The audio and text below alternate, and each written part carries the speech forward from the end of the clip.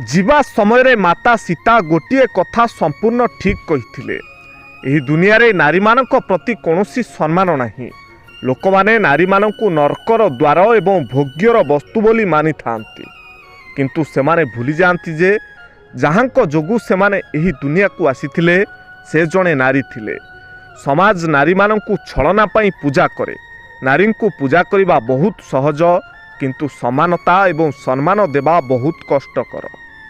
जीवा समय माता सीता गोटे कथा संपूर्ण ठीक कही एही दुनिया रे नारी मानक प्रति कौनसी सम्मान नहीं। लोक माने नारी मानकु नरकर द्वार एवं भोग्यर वस्तु बोली मानि थांती, किंतु सेमाने भूली जाती जे जहांक जोगु सेमाने एही दुनिया को आसीथिले से जणे नारी थिले। समाज नारी मानकु छलना पाई पूजा करे। नारी को पूजा करिबा बहुत सहज, किंतु समानता एवं सम्मान देबा बहुत कष्टकर।